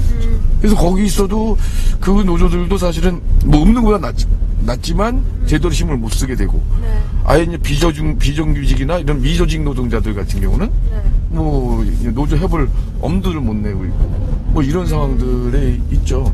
그러니까 이런 부분들이 이제 되려면 최소한 어떤 근로기준법이라든지 노동조합법이라든지 뭐 이런 거를 그 법대로만이라도 좀 하면 훨씬 좀 그래서 저희 기획령 이름이 헌법 위의 이마트였습니다. 법대로도 안 되고 오히려 법을 그러니까 아예 맞아요. 그런 게 그렇죠. 없는 거죠. 네. 그러니까 전태일평전 그 발견했다고 그러니까. 호들갑이 떨고 무슨 뭐 그다음에 저 여자친구가 약간 다른 데 노조하는 그 그러니까요. 낌새가 보이니까 그거 파악하려고 그 사찰 그 하고 그래서 그 서류 보면은 문건 내부 문건 보면은 체증조 이행조 여기요. 그래서 이마트가 이거 하는 짓이 삼성하고 똑같잖아요. 그게 걔네들이 요 같은 혈족이잖아요. 이렇게 이거 뭐라 해 방제하라 그러나 이런 거잖아요. 하는 짓이 똑같아요. 그래서 뭐 그리고 이제 요게 또 다른 애들 또 보고 배워가고 뭐 이렇게 하고 거기에 또 이제 창조 컨설팅 같은 애들도 또 협조를 해 들어가고 거기 노동부 구호 삼고 노동부가 또 협조하고 이 노동부가 아니라 이거 완전 자본부죠 이게. 좀 충격받았던 게 이제 어느 지점에서 노동자 권리찾기 수첩이 발견됐다고 책상 위에서 직원들 라커룸을 뒤진 거예요. 근데 이거는 글쎄요 지금 2010년대에 접어들어서 그러니까요. 그 사생활이라는 게 얼마나 중요시되고 이마트 이미지만 봐도 굉장히 그러니까 뭔가 이 사람들의 권리를 존중해줄 만한 그런 이미지인데 직원들에게는 기본적인 사생활마저 침해하고 직원들의 굉장히 충격을 받았어요. 우리가 노동조합을 불온시하는 거 이거가 그러니까 아까 이제 신자유주의 그거 얘기했잖아요. 그때부터 우리나라 노조는 강하다 뭐다 그러니까 무슨 외국의 자본이 투자를 안 한다 나가려고 오히려 나간다. 근데요 우리나라 노동조합이 그렇게 무식하고 강하고 이런 거 아니잖아요. 외국의 노조에서 파업하는 걸 봐야 돼요. 어때요? 좀 비교 좀 해주세요. 파업을 하면 실제로 공장이 쓰고 뭐 전철이 쓰고 비행기가 쓰고 뭐 이러잖아요. 이러는데 우리는 그렇게 못하잖아요. 파업을 하는데 공장은 돌아가고 전철도 다니고 버스도 다니고 저하고 이런 짓을 하는데 예를 들어서 프랑스 같은 데 하면은 거기 이제 이게 대체 인력 들어오는 것들을 막는 사수조가 있어요. 그거는 법적으로도 안 되는 거고 아예 그거를 지키기 위해서 우리도 법상으로는 안 되게 돼 있는데 우리는 뭐 버젓이 하잖아요. 버젓이. 이런 것들을 우리 시민들이 저 새끼들은 배때기 부르니까 이제 노동조합하고 그래서 이렇게 분리를 시켜서 하는 게 먹혀 들어가 있는 거잖아요. 이런 것들을 좀 넘어서야 된다. 근데 이제 어쨌든 2010년 그때 2011년에 이제 희망버스 이제 가고 그러면서 사람들이 좀 인식이 좀 많이 바꾸고는 있어요. 좀 느끼셔야 이게 거를 바뀌고는 있는데 이게 전체적인 분위기가 되는 건 아니죠. 네. 아까 이제 그런 말씀하셨잖아요. 그 만도, 유성, 빌바오, 그다음에 SJM 이런 데들이 저는 이제 뭐 그 중에 이러면 안 되는 만도 정도였는데 이게 나중에 일 터지고 보니까 굉장히 조업 활동도 잘 되고 회사하고도 관계도 좋았던 데들도 많고 이런데 그렇죠. 유성 같은 것도 그렇죠. 그렇죠. 민주노총의 핵심 사업장이고 그 회사 자체도 좀 탄탄한 업체들이고 그런데 이게 아주 지금 와서 나중에 보니까 아주 의도적이고 계획적이고 조직적으로 그 창조 컨설팅 같은데 컨설팅을 아주 상세하게 받으면서 이 깨트려 나가는 거기에 국정원도 끼고요, 경찰도 끼고 다 이게 굉장히 심각한 상황인데 국가가 총체적으로 이게 종합적으로 뭐라 해야 돼 이게 노조를 깨겠다고 가고 있는 거거든요. 이게 거기다가 이제 사적인 창조 컨설팅 같은 이런 데까지 껴가지고 해서 종합적으로 치밀한 작전 계획을 세워갖고 올해는 요거 작살낸다. 올해는 요거 이게 가잖아요. 이게 이제 거기다 이제 복수노조까지 이제 악용을 해가지고 근거가 없기 때문에 추정 가지고 얘기를 할 수밖에 없습니다만 정권 차원의 프로젝트 이런 게 있다라고 충분히 추정할 수 있는 거겠죠. 쌍용자동차도 뭐 거기서 이제 회계 조작만이 아니라 회계 조작 통해서 이렇게 하는 것뿐만 아니라 이런 어떤 게 있었을 거라고 생각이 드는 거죠. 한상균 지부장이 그러니까 거기도 보면은 그 정리하고 하기 전에 이제 그 회사가 이제 저 법원에 내고 그런 거 자료에 보면은 여기는 우수한 노동력들을 이기 때문에 이걸 보호할 가치가 있다. 그리고 이 사람들 같이 가야 된다. 쌍용자동차 살기 위해서는 이런 식으로 올렸던 게 그 1년 안에 확 바뀌어버리잖아요. 이 사람들 쳐내야지 산다. 뭐 이런 식으로 가버리는 이렇게 되는 게 여기서 이렇게 바뀌는 게 회계적인 어떤 재정적인 이거 조작하는 것뿐만 아니라 여기에 이제 그런 의도들이 이제 들어가 있는 거죠. 그럼 그게 우수한 인력이 있기 때문에 이 사람들 안고 가야 된다라고 하던 그런 회사가 갑자기 1년도 안 돼서 저 사람들을 대규모로 잘라내지 않으면 회사가 할 수 없다. 우리 뭐 같이 죽는다. 뭐 이런 식으로 가버리는 거에는 의도가 있는 거죠. 그게 이제 한상균 지부장이 이제 당선됐던 그거 이제 그 전에 이제 그 노조는 이제 어용이잖아요. 그 회사 말을 잘 듣는 이런 저거였지만 한상균이 딱 들어서니까 이게 자동차 회사에서 이 금속의 자동차에 거기에 쌍용차 여기가 또 이제 그 민주노총의 강성 노조가 들어서는 이런 거니까 그걸 놔둘 수는 없다고 생각했겠죠. 저희가 이제 이런 부분들까지 한번 의혹을 밝혀야 되죠. 저희가 차를 타고 가고 있어서 이 박이사님한테 물 한 잔도 못 드리고 그렇네. 1시간 반 가까이를 그냥 계속 말씀하시니까 대단히 죄송합니다. 예. 물이라도 하나씩 하나 챙겼어야 되는데. 근데 요 한남대교까지가 좀 막힐 것 같으네요, 그죠? 그죠. 지금 11시 31분인데 차가 막히고 있네요. 여기가 지금 한 30분 정도 안에는 그래도 거 한번 들어가겠죠. 저는 거기서 또 조개살 가야 되는데. 빨리. 이런 상황인데, 아까 말씀드린 대로, 이게 보면은, 추정컨대 정권 차원에서 이 민주노총 핵심 사업장들을 이제 와해시키고 막 이런 것들이 진행된 것 같은데, 민주노총은 대응을 너무 못하고 있다. 이런 것에 그러니까요, 동의하죠. 제가 저는 뭐 많이 비판 많이 해요. 그래서 이제 예전부터 좀 정신들 좀 차려라 하고 그런 분들이 있고 막 그러고 있는데 뭐 제가 뭐 얘기한다고 되는 게 아니고 민주노총 같은 경우에 이제 이 노동운동이 위기다라고 하는 얘기는 벌써부터 오래전부터 됐었거든요. 그래서 뭐 매장 파업한다 그러고 그래서 다시 뻥 파업하니까 뭐 파업한다면 되게 우습죠. 이게 사람들 파업을 제대로 해야 되는데 그게 안 됐다. 근데 사실 좀 파업을 조직할래도 이게 이제 워낙 현장이 굉장히 약화됐고 그래서 현장에서 진짜 파업할 만한 의지가 보여. 이게 어디도 파업 한 번 하면 엄청난 피해가 잇따르다고 하는 거. 뭐 손배가 없는 이게 뭐 장난이 아니잖아요. 뭐 이런 거 도리어 구속되고 뭐 이런 정도에서 끝나면 모르는데 손배가 압류에 벌금 이런 부분들은 이게 경제적인 어떤 이런 것들이 엄청 나거든요. 아까 저 쌍용자동차 확인해 보니까 430억 6천만 원이랍니다. 그것도 이제 우리가 벌써 10년 넘은 그 누구냐 배달호 열사라고 부산중공업 그때 한진중공업 그때 이제 그 저거였단 말이에요. 그때 30억인가 그랬어요. 그 30억인가 근데 그거부터 시작을 했거든요.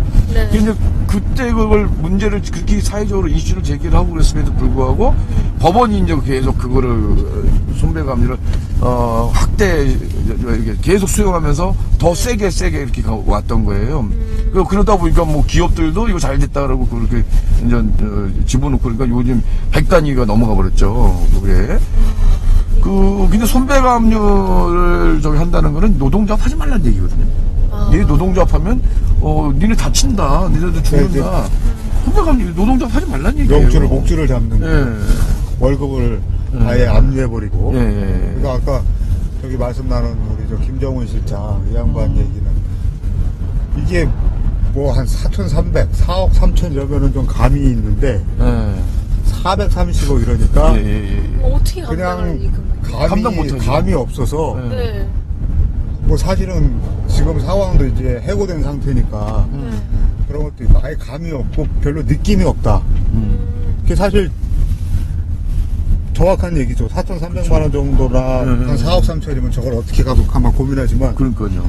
어떻게 43억 이렇게 43억도 아니고 430억이면은 감이 안 와요. 저도 할 수가 없죠. 감당할 수가 없는 거예요. 그러니까 낮아빨 수밖에 없어요. 저기는 그리고 또 그게 뭐 정당한 그런 게 아니니까 당연히 이제 뭐 그 내국적으로 해주면 알아야 되는데 그러다 보니까 어떻게 되냐면 노조가 돈이 하나도 없어요. 노조 통장으로 들어오면 다 압류당하니까 이러고다가 또 개개인 그 대의원과 노조원들의 그런 월급 통장까지 압류돼 있는 거라서 거기에 이제 무조건 거기를 들어오면 그 월급이 만약에 해고되지 않은 사람이라 하더라도 월급 들어오면 50%는 다 빼가거든요. 50% 그나마 또 50%는 남겨주지만 네. 이렇게 돼버리는 거예요. MBC 노조도 가압류돼가지고 조합비를 못 꺼낸답니다. 그러니까요. 그래가지고 지금 다른 데에서 빌린다고 그러더라고요. 그러니까. 그렇게 해서 노조가 약해질 수밖에 없네요. 아예 되고 하게 되고 작살 내는 거죠. 그러니까 뭐 그런 방법을 이걸 적대시하면서 이제 노조는 못하게 내지는 노조가 어용 노조를 회사 말 잘 듣는 뭐 이런 걸로 하게 하는 게 그러면 그건 사실 노조가 아닌 거죠. 뭐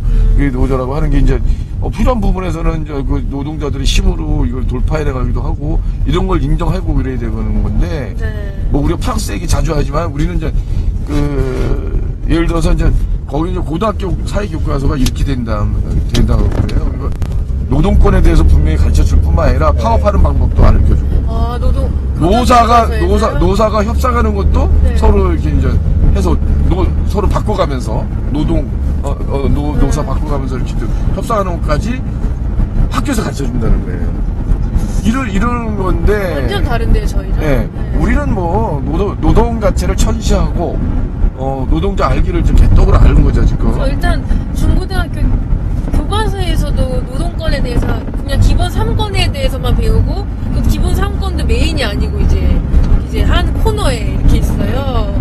그래서 사실 오히려 제가 배웠을 때는 오히려 그런 내용이었죠. 이제 기본권을 알려주고 대해서도 알려주지만 근데 지나친 노조의 뭐 파업이나 이런 게 기업의 경영에 부담이 될 수도 있다. 이런 걸 지금 기억을 하고 있어요, 제가. 그래서 그때 그 당시 저는 이런 노조의 강경한 행위는 나라에 안 좋을 수도 있겠구나 이렇게 생각했던 기억이 나요. 그래서 대학 때 이제 깜짝 놀랐던 제가 배웠던 청소년기에 배웠던 정보의 사실이 아닌 걸 알고서 여기 연구 자료에 의하면요, 한참 전에 노동자 대투쟁이 일어나고, 노조들이 만들어지고 그럴 때 도리어 회사의 기업의 생산성이 높아졌어요. 왜 그러냐면, 거기 이제 노동자들이 이제는 자기가 이제 완전 종속된 인간이 아니라 주체가 돼가지고, 자기 이제 권리를 누리면서 이렇게 좀 일을 하니까 자기 스스로 의욕을 갖고 자기 일을 하는 거예요, 이게. 이렇게 되니까 도리어 이제 이렇게 높아지기 분위기 올라갔다. 분위기 되게 좋아지고. 그리고 이제 진짜 그런 회사 안에 기업 안에 이제 이렇게 소규모 친목 모임들 같은 것도 굉장히 많이 만들었어요. 왜 노조만이 아니라 그러면서 이렇게 끈끈하게 이렇게 공동체적 어떤 이런 게 있는데 신자유주의 도입되고 나서 이런 것들이 다 깨져버린 거죠. 그래서 쌍막한 어떤 그 전쟁터가 돼버린 거예요. 노동자의 권리를 보호해줄수록 기업의 이윤이 올라가는 사례가 실제로 있는 거네요. 그렇죠, 있어요. 연구 자료로 다 나와 있어요. 사회운동 전반을 이제 재점검해야 될 시기다. 이런 말씀하시니까 제가 기억이 하나 나는데 몇 달 전에 이태호 참여연대 처장 만난 제일 여러 가지 얘기를 했는데 제일 인상적인 게 뭐냐면 이 시민단체 사람들 모여서 이렇게 회의하고 이럴 때 가보면 자기 아래 나이로 자기 이태호 처장이 만 나이로 한 45 안팎일 텐데 이태호 처장 밑으로 아래로 한참 떨어져 가지고 앉은 것이 30대 후반 사람 있다는 거예요. 이제 거기서 40대 됐어요. 네. 이제 40대 됐나요? 그러니까 중간에 이 사람들이 펑 비어버렸다. 그리고 자기 선배들은 다 나갔죠. 다 정치하러 이제 가고 많은 분들이 이제 정치하러 가고 없다. 그래서 가면은 좀 쑥스럽기도 하고 자기가 회의하러 가면은 자기가 나이 많은 사람 손으로 두 번째 돼 있고 막 이러니까 내가 지금 그럴 나이가 아닌데 그렇잖아. 나는 어떻게 써요? 그런 얘기를 합니다. 이것도 우리 전체 한국의 사회운동 이런 거로 보면 큰 문제인데. 그렇죠. 너무들 정치하러 많이 간 거 아니에요? 근데요, 정치하러 갔으면 정치하러 가야 된다고 생각이 들어요. 그건 좀, 마음은 정치에 가 있으면서 여기 시민단체 그렇죠. 있고 이런 것들은 도리어 더 해악을 미칠 수 있기 때문에 정치하러 가서 정치하러 가라. 그리고 이제 생각이 들고. 근데 이제, 사실 이제, 우리 이제 2008년도에 촛불 시위로, 이게 이제 기존의 시민운동이나 사회운동의 리더십이 다 깨진 거거든요. 이게 이제 부정당한 거예요. 그러니까 이전과는 다른 지도력, 다른 방식의 운동, 뭐 이런 것들을 요구하는 건데. 2008년을 그 기점으로 잡으시는 거는 촛불요. 예. 거기서 분명히 이제 드러난 건데 그 이후로 그 대안을 못 만들고 있는 거죠. 저는 뭐 대중들이 이거 뭐 보수화됐거나 이런 것보다는 그게 원인이라기보다는 지금 대중적인 그런 변화의 에너지는 뭐 곳곳에서 넘치고 있고 때로는 그게 이렇게 응집도 되고 분출도 되고 그런다고 생각이 들어요. 근데 이 사람들이 왜 기존에 이제 민주노총을 비롯한 이런 대중조직이나 또는 시민운동이나 이런 거를 외면할까? 뭐 이런 거를 생각을 해야 되는 거다. 그분은 시민들은 나름대로 자기 생각도 있고 똑똑하고 뭐 이렇게 하는데 자꾸 가르치려고만 하고 안 되는 방식으로 모여라, 안 되는 방식으로 가자 이렇게 하니까 이 거부감이 있는 거죠. 거기에 할 수 없는 거예요. 그러면 이걸 기본적인 체질 자체를 바꿔내야 되고 또 잘 보면요, 우리가 나도 스스로 반성하지만 우리가 사안별 대응을 하지만 우리가 전망을 못 내놨어요. 우리 어떤 사회로 가자. 우리 어떤 사회로 가기 위해서는 이렇게 해야 된다. 이게 없는 거예요. 지금. 그래서 이제 저는 도리어 이제 2009년에 이제 용산 그리고 쌍차 여기에서 우리가 가야 될 사회에 대한 어떤 전망과 이게 있다고 생각이 들어요. 뭐냐면 2009년도 용산에서 여기 사람이 있다라고 하는 요 표가 등장했잖아요. 그래서 이제 모든 거 사람의 문제를 보자. 이게 자본이나 돈이나 뭐 이런 것들이 아니라 사람이 중요하다라고 하는 것도 시작을 하자라고 하는 거고, 쌍차 같은 경우는 쟤네들은 계속 분리시키면서 산자와 죽은 자 이런 식으로 하면서 계속 위계화시키고 뭐 이렇게 분열시키고 이런 것들이 아니라 같이 살아야 된다 이제. 그래서 함께 살자 이렇게 갔던 이런 거가 우리가 갈 방향이라고 저는 생각을 하는 거예요. 그래서 이제 우리도 이제 함께 살자 이제 농성촌을 만드는 이유도 근데 저쪽에 이제 지배 세력들은 끊임없이 분열시키죠. 너 쟤네들로 너만이라도 살아라 계속 얘기를 하는 거라고 한다면 우린 그걸 단호하게 하고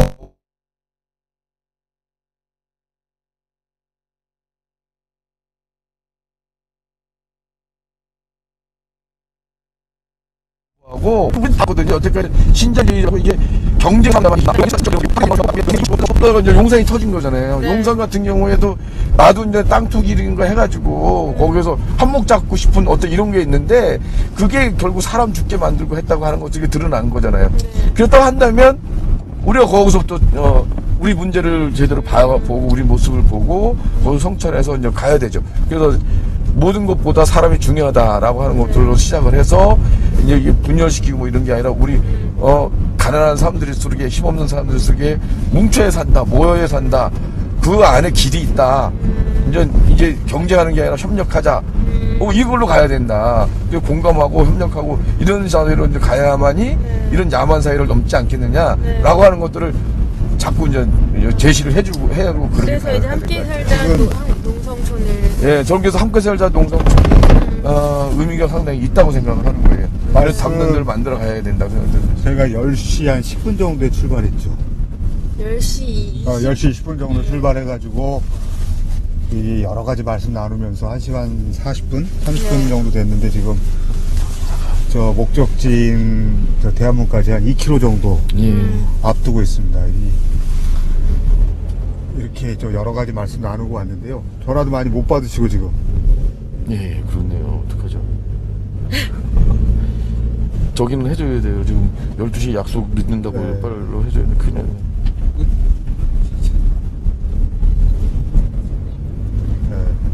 지금 이제 오마이 TV에서 박래군 인권재단 사람 상임이사와 함께 대화를 나누고 있습니다. 지금 위치가 어디죠? 이제 거의 다 와가고 있는 건가요? 힐튼 호텔이 이제 보이고 있습니다. 제가 문자를 대신 함께 살자 농성촌 약간 얘기하셨는데 제가 알기로는 이게 언제서부터 그러면 이 농성촌을 만드셔가지고 함께 작년에요.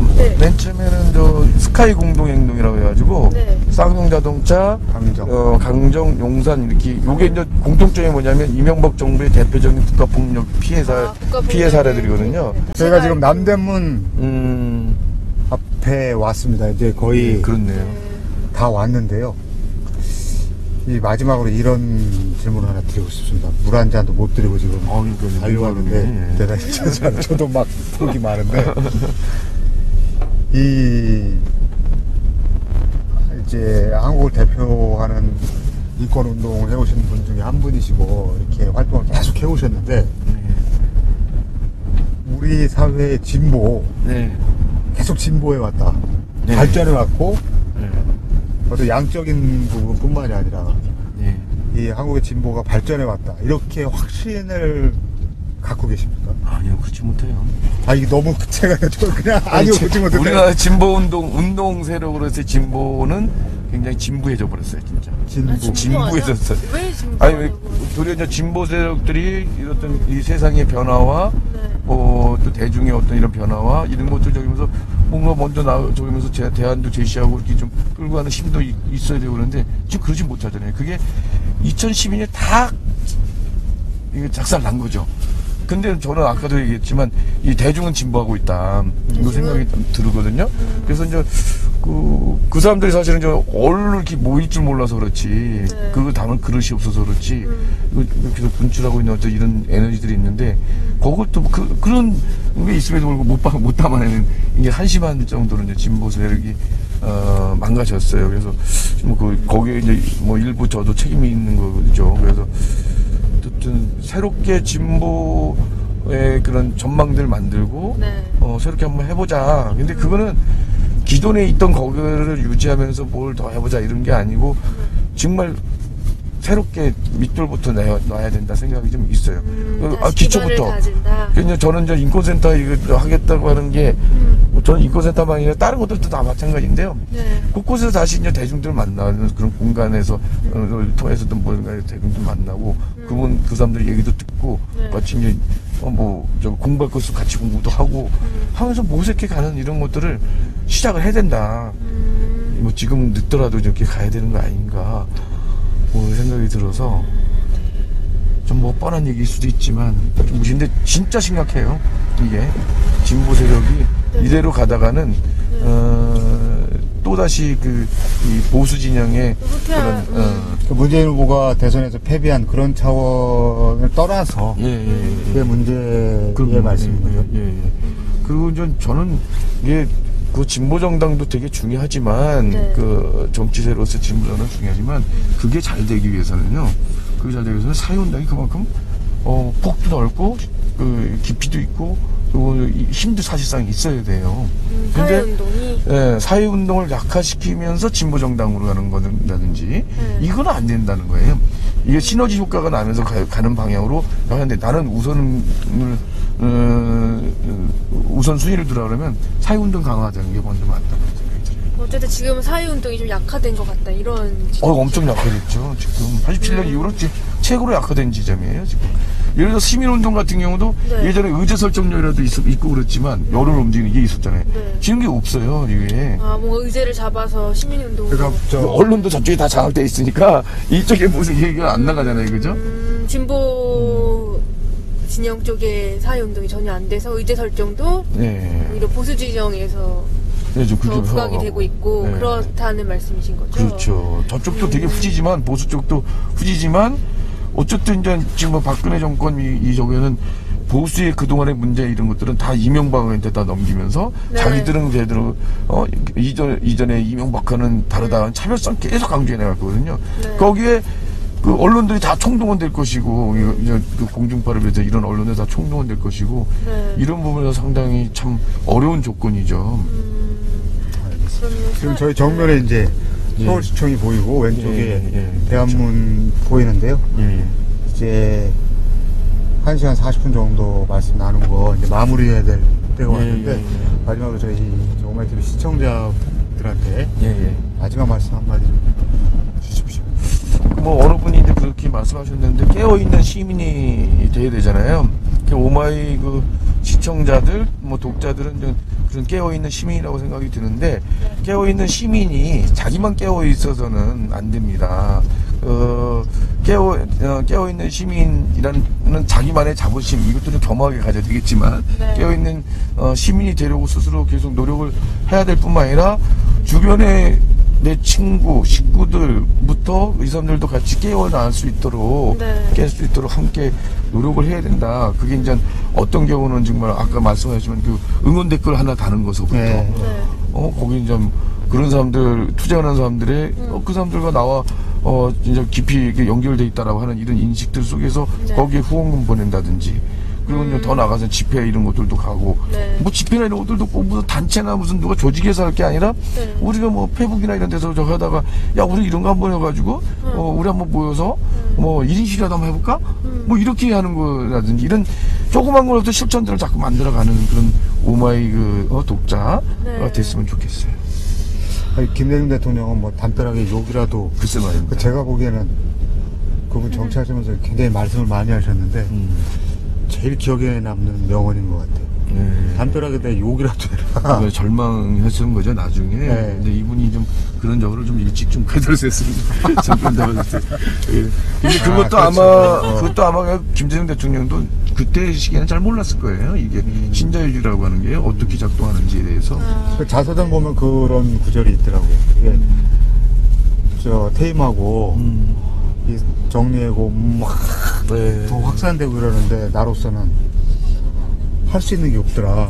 뭐 이렇게 회한을 남기는 그러니까 대목이 그 있더라고요. 다들 저 자서전 애들 다들 그러시더라고. 나 퇴임한 뒤에 이제 그게 항상 문제는- 문제가 그때 저기 이제 그때서야 아시는데 문제는 항상 참 뒤에. 안타깝죠. 그게.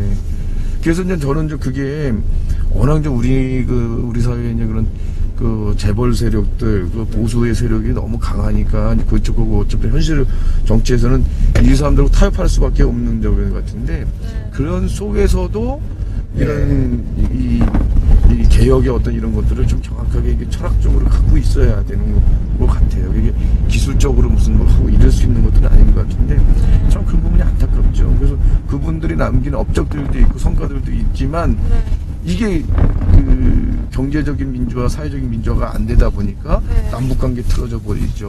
뭐 다 보수로 다 그런 거예요. 저도 인권운동 이렇게 하면서